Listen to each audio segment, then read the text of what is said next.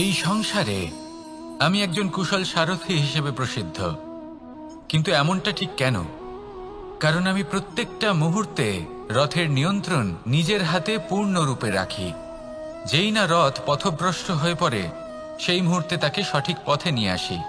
শুধু সেই জন্য সবাই আমাকে কুশল সারথি বলেন। এবার আপনাকেও আপনার জীবনে কুশল সারথি হয়ে উঠতে হবে, অর্থাৎ আপনাকে রথ চালাতে হবে না, শুধু আবেগের উপর নিয়ন্ত্রণ রাখতে হবে। কখনো কখনো জীবনে এমন কাজ আসে যেখানে মন রসবোধ খুঁজে পায় না, তখন মন বারংবার সেই পথ থেকে সরে যায়, সেই পথ থেকে বিচলিত হয়ে মন অন্যদিকে চলে যায়। তখন আপনাকে আপনার মনের ওপর পূর্ণ নিয়ন্ত্রণ রাখতে হবে, তার রাশ নিজের হাতে পূর্ণরূপে ধরে রাখতে হবে। যেই না মন পথভ্রষ্ট হবে, তাকে পথে নিয়ে আসতে হবে, আবার পথ হারাবে, আবার পথে নিয়ে আসতে হবে। তাই মনে রাখবেন, যদি আপনি নিজের মনকে নিয়ন্ত্রণ করতে পারেন, নিজের জীবনকেও নিয়ন্ত্রণ করতে পারবেন। নিজের জীবনে কুশল সারথি হয়ে উঠুন, তাহলে মনোবাঞ্ছিত স্থানে এবং লক্ষ্যে পৌঁছতে পারবেন। আর তখন এই মন আর এই জীবন প্রসন্ন হয়ে বলবে, রাধা রাধা। কেউ বলে জীবন খুব ক্ষণস্থায়ী, কেউ বলে জীবন হলো একটা সুন্দর স্বপ্নের মতো, আবার কেউ বলবে জীবন হলো এক কঠোর সত্য। কিন্তু জীবন আসলে কি? জীবন হলো আপনারই প্রতিবিম্ব, একটা দর্পণ। অর্থাৎ আপনি জীবনকে সেইভাবেই পাবেন যেরকম আপনি নিজেকে প্রতিপন্ন করবেন। যদি আপনি দর্পণের দিকে তাকিয়ে হাসেন, তাহলে আপনি সামনে হাসি মুখী দেখতে পাবেন। এবার যদি আপনি গম্ভীর হয়ে থাকেন, তাহলে আপনি একজন রুষ্ট ব্যক্তি দেখতে পাবেন।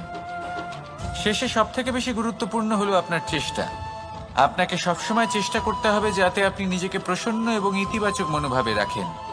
এটা হলো আপনারই উত্তরদায়িত্ব, তাকে পালন করুন। এই মনকে প্রসন্ন রাখুন, এই সংসারকে সুন্দর বলে মনে হবে। আর এই মন প্রসন্ন হয়ে বলবে, রাধা রাধা। এই সংসারে যখনই পাপের ঘোড়া পূর্ণ হয়, তখন ঈশ্বর অবতীর্ণ হন। দেখুন, যে ব্যক্তি পাপের সাথে লড়াই করে, সবাই তাকে ঈশ্বর মনে করেন। এখানে বিষয় হলো সাহসের, বিষয় হলো লড়াইয়ের। এই সময় সর্বশ্রেষ্ঠ শিক্ষক, আর সময় তার সাথে খেলা খেলে যে সর্বশ্রেষ্ঠ খেলোয়াড় হয়। সময় তাদেরই পরীক্ষা নেয়। এবার হয় আপনি আগে থেকেই সর্বশ্রেষ্ঠ হন, নয় এই খেলা খেলতে খেলতে সর্বশ্রেষ্ঠ হয়ে ওঠেন। যখনই এই সময় আপনার পরীক্ষা নেবে, তখন কখনোই নিরাশ হয়ে পড়বেন না। নির্ভীক হয়ে সাহসের সাথে সামনের দিকে তাকান এবং এগিয়ে চলুন। পরিস্থিতিগুলির এবং পরীক্ষার সম্মুখীন হন। এই পরীক্ষা ভবিষ্যতে আপনাকে এমন একটা ফল দেবে যে আপনি কৃতজ্ঞ বোধ করবেন যে আজ আপনি এই পরীক্ষার সম্মুখীন হওয়ার সুযোগ পেয়েছেন। আসুন আর আমার সাথে ভালোবেসে বলুন, রাধা রাধা। এই নিম পাতাকে দেখুন, ওর কিন্তু অনেকগুলো গুণ আছে। অনেক অসুখের নিরাময়ের জন্য এই নিম ওষুধ হিসেবে ব্যবহৃত হয়। এটা এই পরিবেশের জন্যও ভালো, আমাদের শরীরের জন্যও ভালো।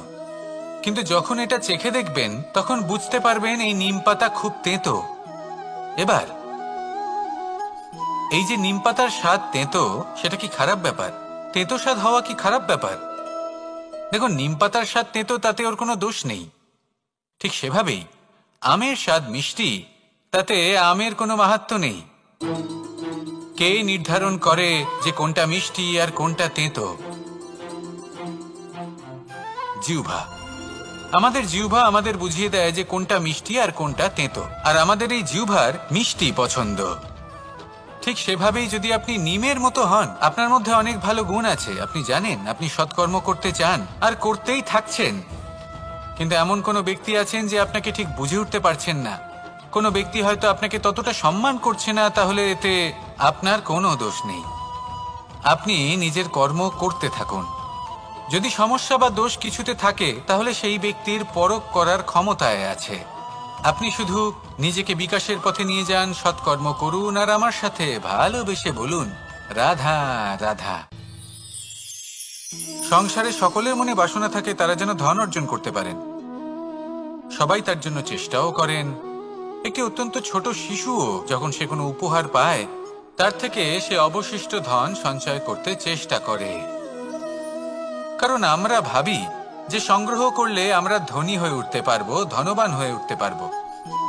এবার এটাই কিন্তু গুণের ক্ষেত্রেও প্রযোজ্য। যদি আপনারা জীবনে গুণবান হতে চান তবে সংগ্রহ করার কোনো প্রশ্নই নেই। আপনাকে শুধু সম্পত্তি খরচ করতে হবে।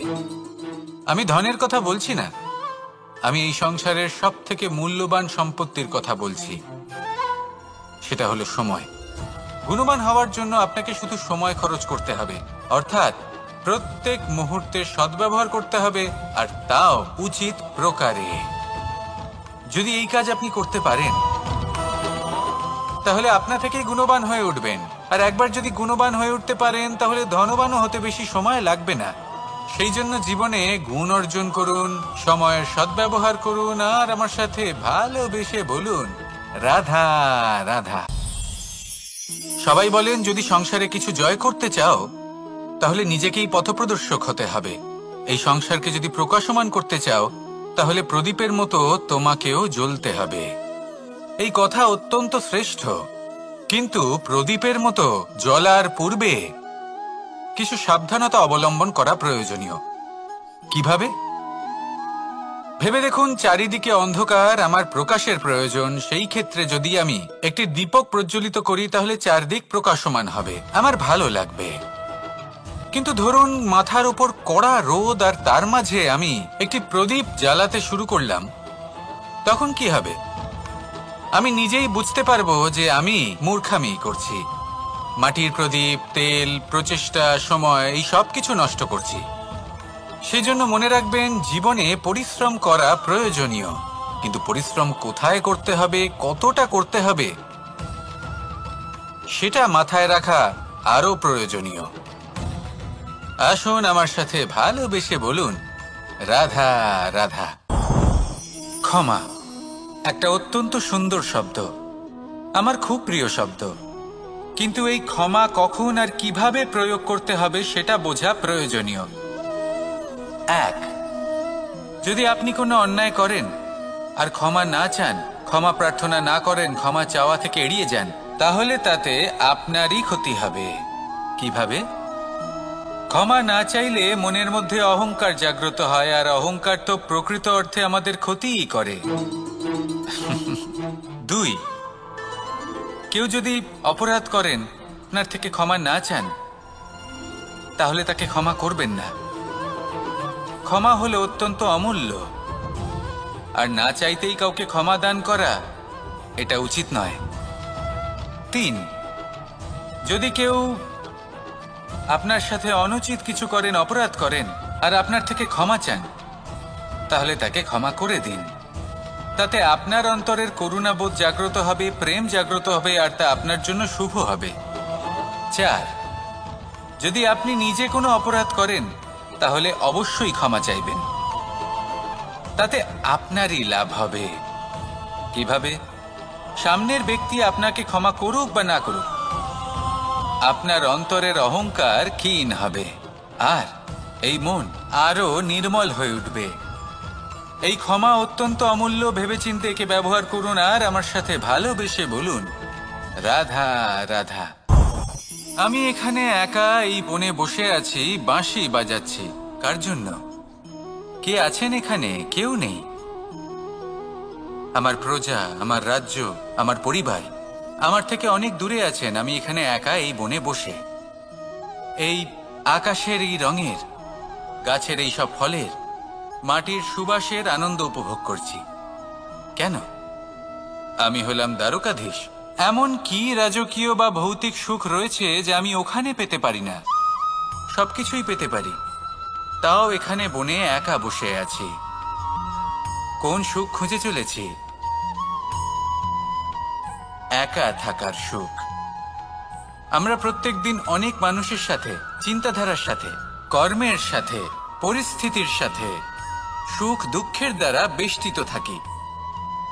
জীবনের এই চক্রে আমরা জড়িয়ে পড়তে থাকি। যতই আমরা এই সমস্যার সমাধান করি, আমরা ততই এতে জড়িয়ে পড়ি। আমরা এতটাই জড়িয়ে পড়ি যে যখন আমরা আয়নায় নিজেদের দেখি তখন আমরা নিজেদের চিনতেই পারি না। এমন মনে হয় যেন আমরা নিজেদের হারিয়ে ফেলেছি।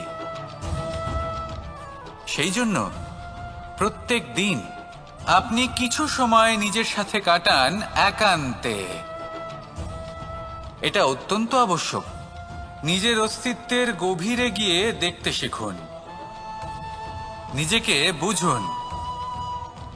অদ্ভুত শান্তির অনুভূতি হবে।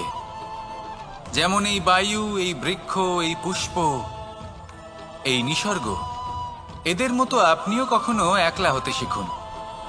কখনো নিসর্গের একটা অংশ হয়ে দেখুন। এই মন প্রসন্ন হয়ে বলবে, রাধা রাধা। বাহ, পুষ্পের সুবাস আমার খুব ভালো লাগে। অত্যন্ত সুন্দর হয় এই পুষ্প। এইভাবে চারিদিকে পুষ্প দেখে মন আনন্দিত হয়ে ওঠে। এবার আপনারা ভেবে দেখুন, আমার চারিদিকে পুষ্প নয়, আগুন আছে। তাহলে কি হবে? আমার শরীর কি জ্বলে যাবে না? অবশ্যই জ্বলবে। শরীরকে কি আগুনের তাপ সহ্য করতে হবে না? অবশ্যই সহ্য করতে হবে। এটাই হলো প্রকৃতির নিয়ম।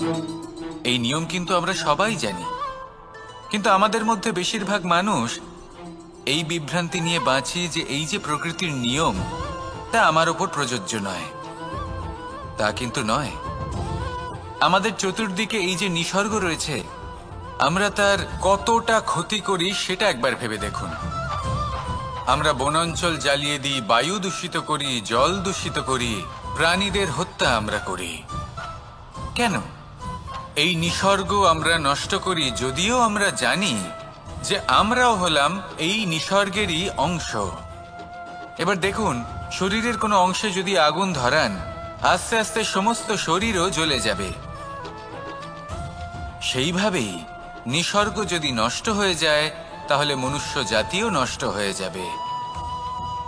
তাই এই যে নিসর্গ আপনি দেখছেন, এই পুষ্প, এই বৃক্ষ, বায়ু, জল, এদের সকলকে রক্ষা করুন, নষ্ট নয়। মনে রাখবেন, যদি নিসর্গ থাকে মানুষ থাকবে, যদি নিসর্গ থাকে তাহলেই জীবন থাকবে। আসুন আমার সাথে ভালোবেসে বলুন, রাধা রাধা। ওমা, এ কি? আমি কখন থেকে এখানে অপেক্ষা করছি, হাত পেতে দাঁড়িয়ে রয়েছি যাতে একটা ফল আমার হাতে এসে পড়ে এবং সেটা আমি খেতে পারি। কখন থেকে অপেক্ষা করছি, কিন্তু সেটা হচ্ছেই না। এবার আপনি বলবেন যে এসব কি বলছি, এ কি অদ্ভুত কথা বলছি। যদি ফল খেতে হয় তাহলে আমাকে বৃক্ষে চড়তে হবে, ফলের কাছে পৌঁছতে হবে, তবেই তো ফল পাবো। এবারে এটা অত্যন্ত সহজ ব্যাপার, কিন্তু এই বিষয়টা আপনি নিজের জীবনের প্রসঙ্গে ভেবে দেখুন। লক্ষ্য কোথায় আছে আপনি জানেন, সেই লক্ষ্যে পৌঁছানোর পথ কি সেটাও আপনি জানেন, সেই পথে চলার ক্ষমতাও আপনার রয়েছে, কিন্তু তাও আপনি নিজের লক্ষ্য লাভ করতে পারছেন না। কেন?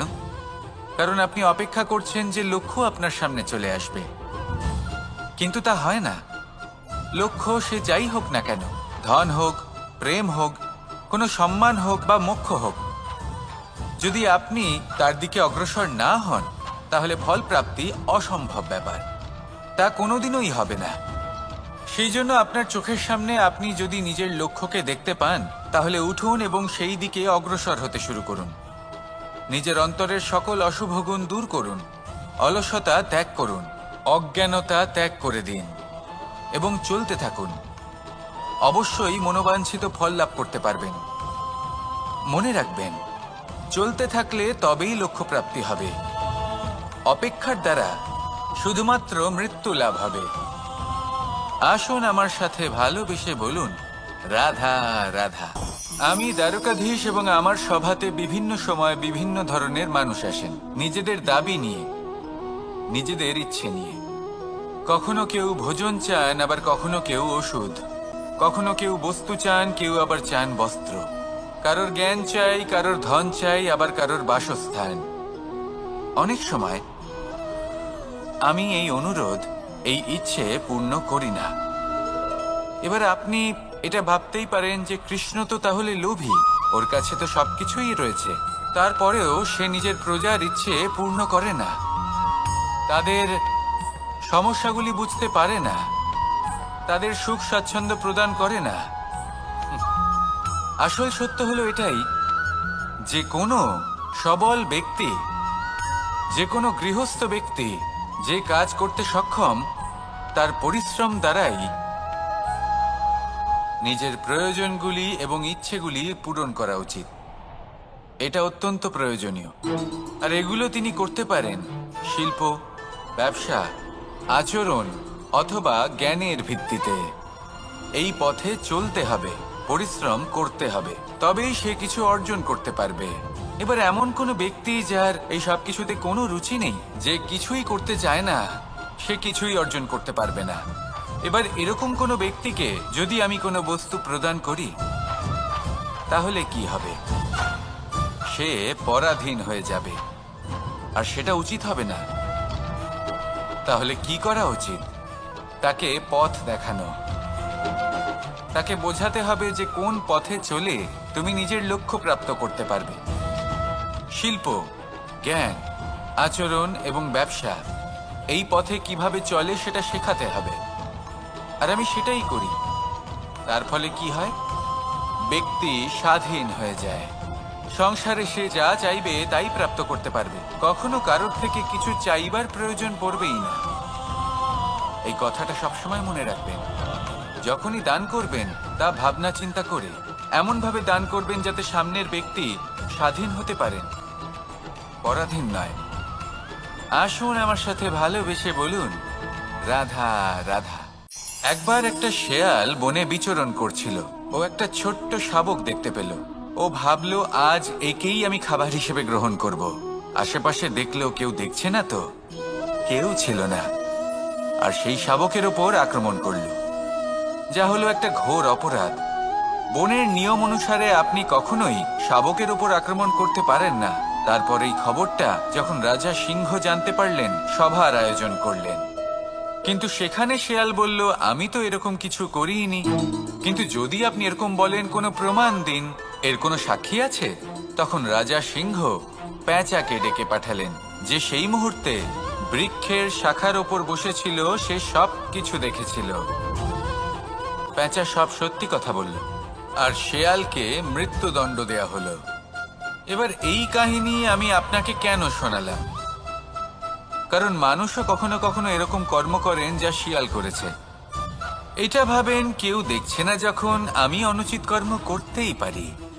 কিন্তু না, আপনি যাই করুন না কেন, কেউ না কেউ অবশ্যই তা দেখছে। কোনো ব্যক্তি না হলেও কোনো প্রাণী, না হলে কোনো যক্ষ বা দেব বা প্রেত। যদি এনারা কেউ না দেখেন, তাহলে ধরিত্রী মাতা দেখেন, যেখানে দাঁড়িয়ে আপনি সেই কর্ম করছেন, তাই না? তাই একটা কথা সবসময় মনে রাখবেন, কে দেখছেন কে দেখছেন না সেই বিষয়ে ভাবা ছেড়ে দিন।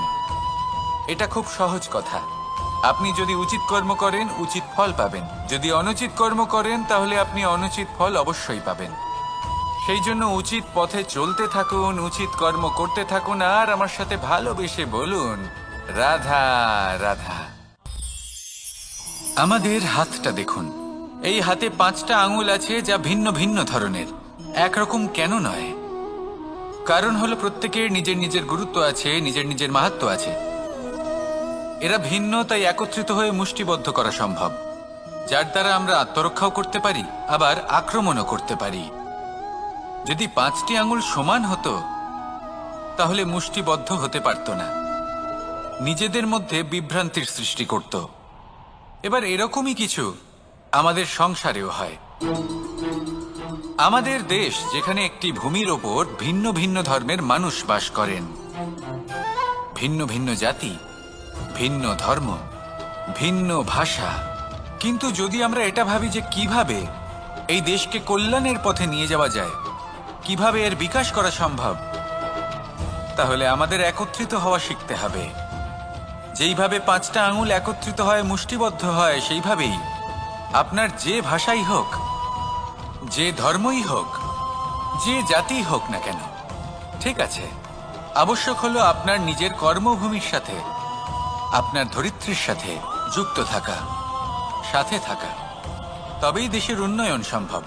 তবেই এই দেশ স্বতন্ত্র থাকবে, সফল হবে, আর এই মন প্রসন্ন হয়ে বলবে, রাধা রাধা। আমি অনেক সংখ্যক মানুষকে দেখেছি, তাদের কাছে অত্যাধিক জ্ঞান আছে, শিল্প আছে, ধন আছে, কীর্তি আছে, কিন্তু তারা এই সব কিছু নিজেদের কাছেই রাখেন, এই সমাজে বিতরণ করেন না। কারণ হলো ভয়। ওনাদের মনে হয় যে যদি আমি এই সব কিছু সমাজে বিতরণ করি, তাহলে সমাজ আমার শিল্প হোক, ধন হোক, জ্ঞান হোক, কীর্তি হোক, সবকিছু চুরি করে নিয়ে যাবে, আর তার বদলে আমি কিছুই পাবো না। এটা কিন্তু সত্য নয়। সত্য হলো এটাই যে যদি আপনি নিজেকে এই সংসারের প্রতি সমর্পিত করেন, তাহলে এই সংসার আপনার প্রতিও সমর্পিত থাকবে।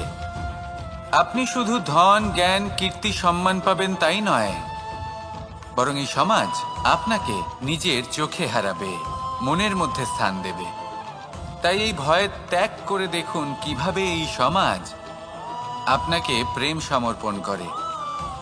আসুন আমার সাথে ভালোবেসে বলুন, রাধা রাধা। সেই কখন থেকে এই পুস্তকটিকে দেখছি, কিন্তু এর থেকে আমি কোনো জ্ঞান লাভ করতেই পারছি না।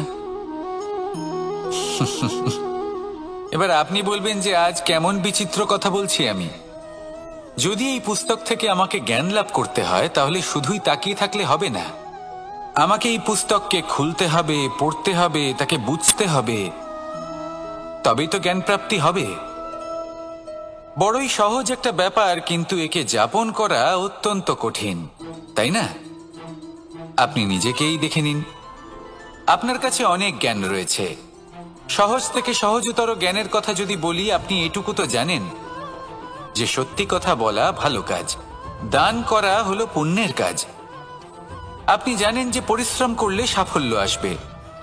এই জ্ঞান তো আমাদের কাছে রয়েছে, এমন অনেক জ্ঞান আমাদের কাছে রয়েছে, কিন্তু আলস্যের কারণে, অবহেলা করে আমরা শুধু এই জ্ঞান প্রয়োগ করতে পারি না, এই জ্ঞান যাপন করতে পারি না, একে আচরণে প্রয়োগ করতে পারি না, সেই জন্য দুঃখী হয়ে যাই।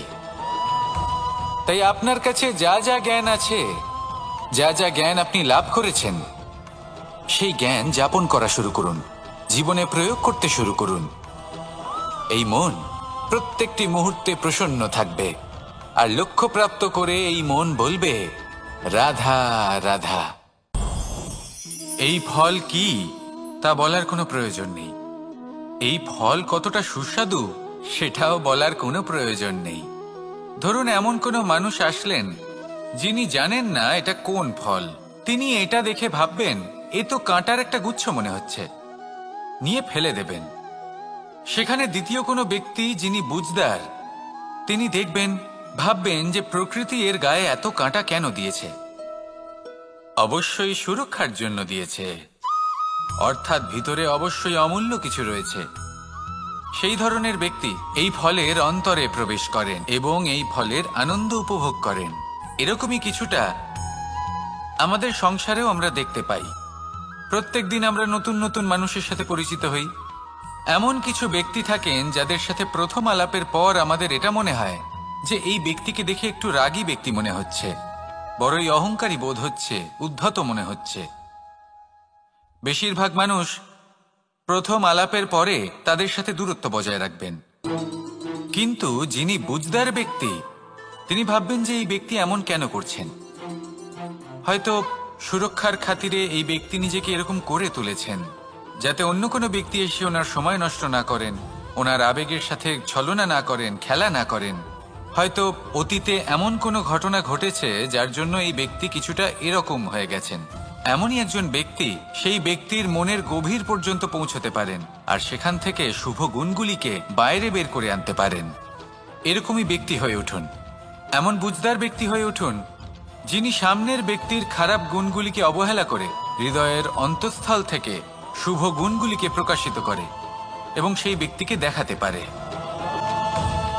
এমন ব্যক্তি হয়ে উঠুন যিনি নিজের জীবনকেও সফল করে তোলেন এবং অন্যের জীবনকেও। আসুন আমার সাথে ভালোবেসে বলুন, রাধা রাধা। মানুষ যখনই একে অপরের সামনে নিজেদের হৃদয়ের ভাবনা প্রকাশ করে, তখন এক অত্যন্ত প্রভাবশালী মাধ্যম তারা ব্যবহার করে, যাকে ভাষা বলা হয়। এবার আমি দেখেছি যে একজন মানুষ অনেকগুলো ভাষাতেই নিপুণ, আমি এটাও দেখেছি যে মানুষ অনেকগুলো ভাষায় কথা বলে, কখনো কখনো অনেক ভাষা মিলিত করে তার প্রয়োগ করে, উচিত প্রকারে তাকে ব্যবহার করে না, না সেটাকে সম্মান করে, আর না ভাষাকে শুদ্ধ রাখে। আর এটা হলো অনুচিত। যদি ভাষাকে শুদ্ধ রাখেন তাহলে ভাষা আপনার চরিত্রকে শুদ্ধ রাখবে, তা আপনার একাগ্রতা বাড়িয়ে তুলবে। এই প্রত্যেক ধ্বনিকে অনুভব করে যদি আপনি শব্দের উচ্চারণ করেন, ভাষাকে প্রয়োগ করেন, তাহলে আপনিও আনন্দ পাবেন, আর যিনি শুনছেন সেই ব্যক্তির কানেও মধুর শব্দ বাজবে। তাই মনে রাখবেন, যে ব্যক্তি ভাষার পবিত্রতাকে সম্মান করে তাকে সংসারও সম্মান করে। ভাষাকে শুদ্ধ এবং পবিত্র রাখুন, তাহলে ভাষা আপনার চরিত্রকেও শুদ্ধ এবং পবিত্র রাখবে। আর এই মন সুপ্রসন্ন হয়ে বলবে, রাধা রাধা। আমি এইভাবে প্রত্যেক দিন নিজের সাথে কিছুটা সময় অতিবাহিত করি, সুচিন্তা করি, কারণ আমি এটা মনে করি যে আমার প্রতিদ্বন্দ্বী অন্য কেউ নয়, বরং আমি নিজেই। আর আমি চেষ্টা করি যে আমি যেন নিজেকে নিজের থেকে বেশি শ্রেষ্ঠ করে তুলতে পারি। তাই প্রতিদিন আমি আকলন করি নিজের কর্মের, যে কাল আমি কি উচিত করেছি, কি অনুচিত করেছি, যে ভুল আমি করেছি তা আজকে কি করে শুধরে নিতে পারি। যে শ্রেষ্ঠ কর্ম আমি কাল করেছি, আজও সেই শ্রেষ্ঠ কর্ম আমাকে করতে হবে। শুধু এই প্রক্রিয়াতেই আমি নিজেকে শ্রেষ্ঠ ব্যক্তি, শ্রেষ্ঠ রাজা, একজন শ্রেষ্ঠ পিতা, পুত্র করে তুলি। এইভাবেই আমি একজন শ্রেষ্ঠ মানুষ হয়ে উঠি। আপনিও এই কথা মনে রাখবেন যে আপনার প্রতিস্পর্ধা অন্য কারোর সাথে নয়, বরং নিজের সাথে। তাই নিজের কর্মের আকলন করুন, নিজের মধ্যে যে দোষ আছে তা ত্যাগ করুন, নিজেকে শুধরে ফেলুন। এই মন সবসময় সুপ্রসন্ন থাকবে এবং লক্ষ্য প্রাপ্ত করে বলবে, রাধা রাধা। কি অমূল্য, কি সুন্দর এই রত্ন। এবার ভেবে দেখুন, যদি আমি এই রত্নকে ব্যবহার করি আখরোট ভাঙার জন্য, তাহলে কি হবে? বা ভেবে দেখুন, এই রত্ন নিয়ে আমি যদি বন্ধুদের সাথে খেলা করতে শুরু করে দিই, তাহলে কি হবে? আপনি তো হাসবেন আমার ওপর। আপনি বলবেন, এত অমূল্য একটা রত্ন, এর দ্বারা কত দুঃখ দূর করা সম্ভব। এই মূল্যবান রত্নের আমি অপব্যবহার করছি। একদম ঠিক বলেছেন, আমি মেনে নিচ্ছি। মূল্যবান বস্তুর অপব্যবহার করা অনুচিত, কিন্তু আপনিও তো তাই করছেন, তাই না? ভেবে দেখুন, মানুষ এই সংসারের সর্বশ্রেষ্ঠ প্রাণী, আর মানুষের এই শরীর সব থেকে মূল্যবান রত্ন। এবার এর সাথে আপনি কি করছেন?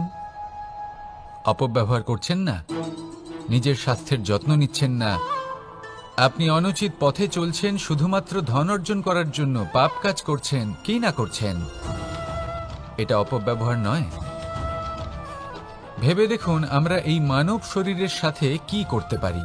যদি এর আমরা সদ্ব্যবহার করি, তাহলে অনন্ত পুণ্য অর্জন করতে পারি, যার দ্বারা শুধুই নিজেকে নয়, বরং আমাদের আশেপাশের সকলকে সন্তোষ প্রদান করতে পারি।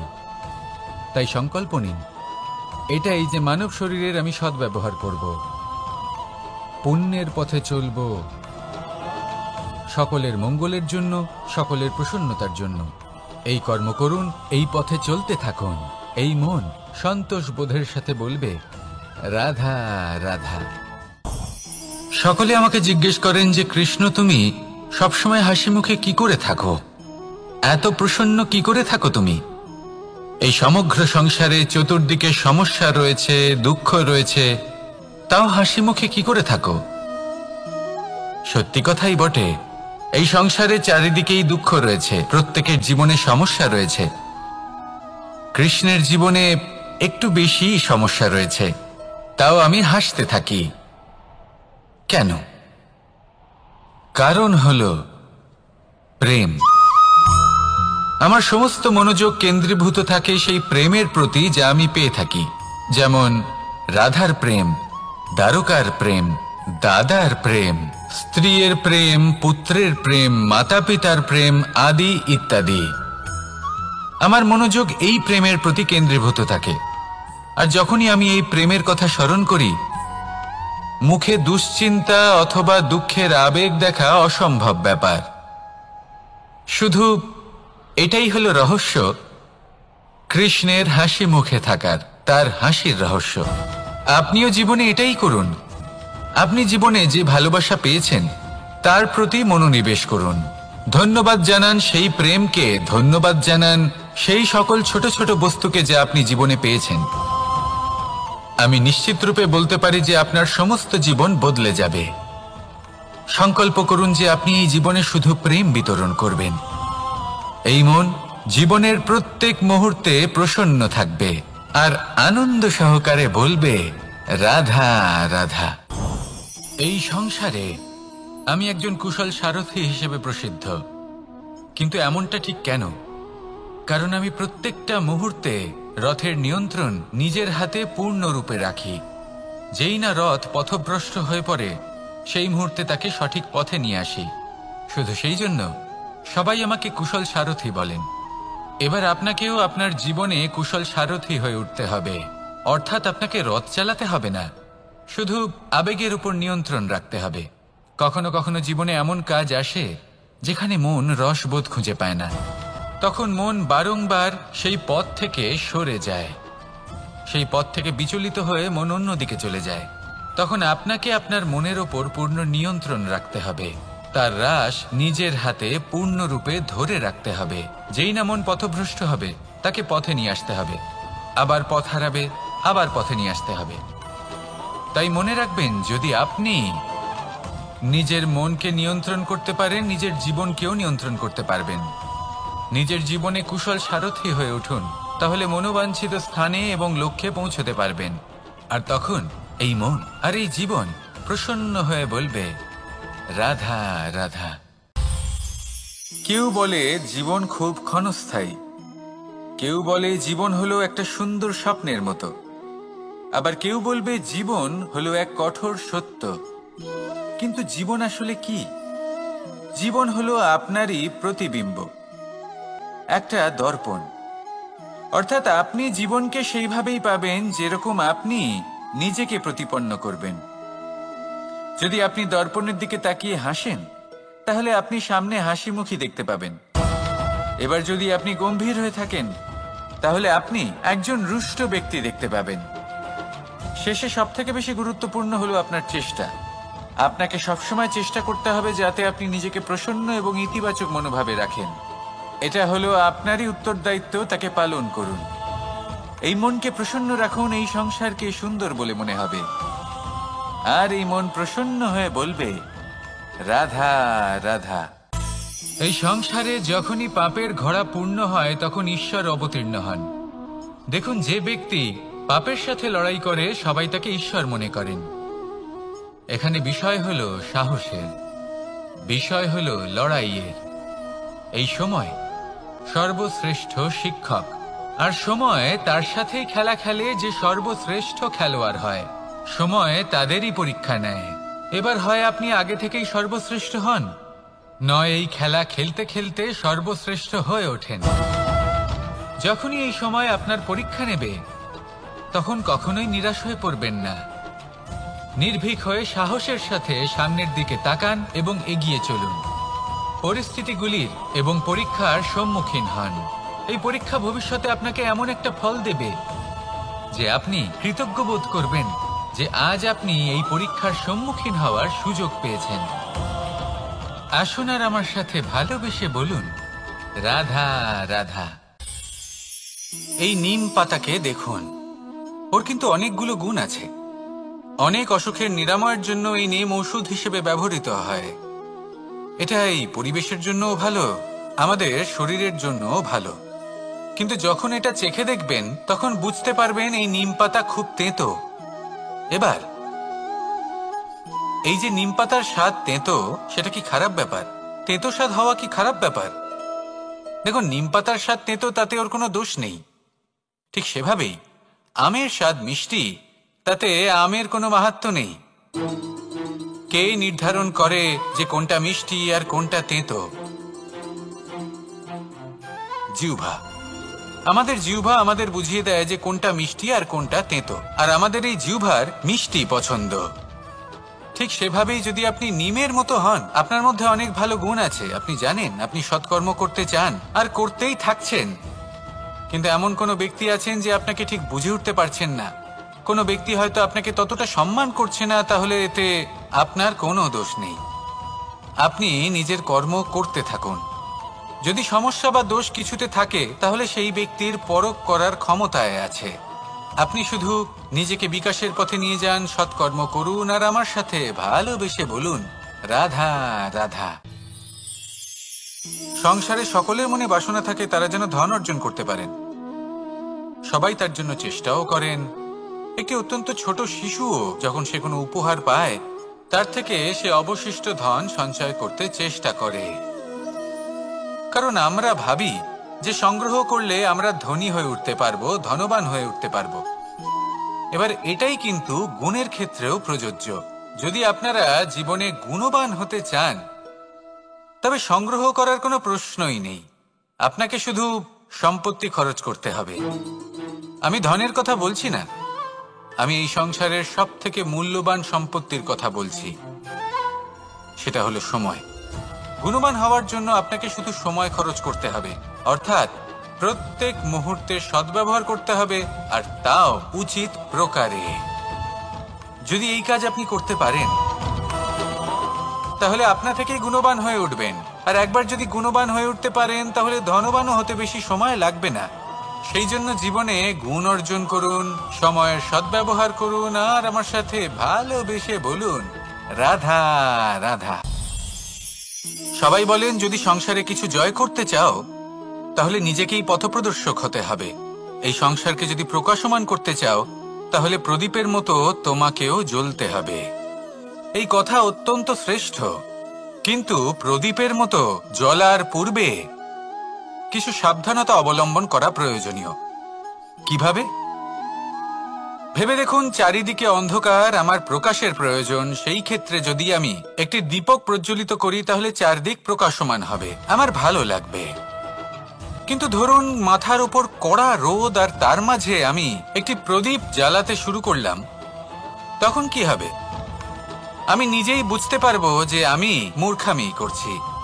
মাটির প্রদীপ, তেল, প্রচেষ্টা, সময়, এই সব কিছু নষ্ট করছি।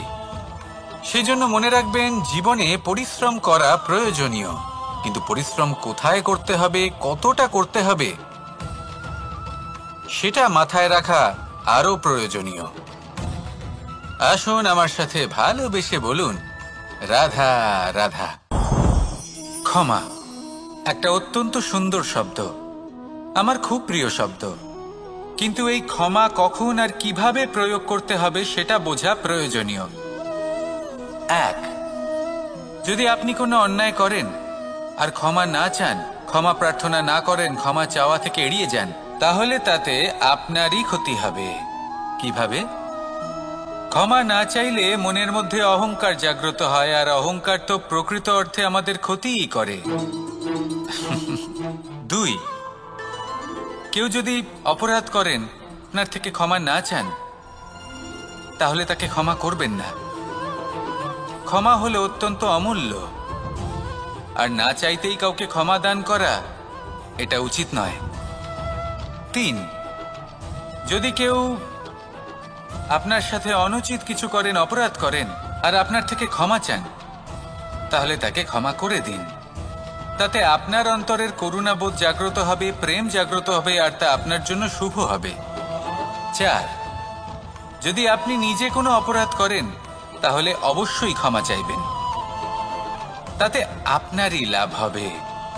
কিভাবে? সামনের ব্যক্তি আপনাকে ক্ষমা করুক বা না করুক, আপনার অন্তরের অহংকার ক্ষীণ হবে, আর এই মন আরো নির্মল হয়ে উঠবে। এই ক্ষমা অত্যন্ত অমূল্য, ভেবেচিন্তে একে ব্যবহার করুন আর আমার সাথে ভালোবেসে বলুন, রাধা রাধা।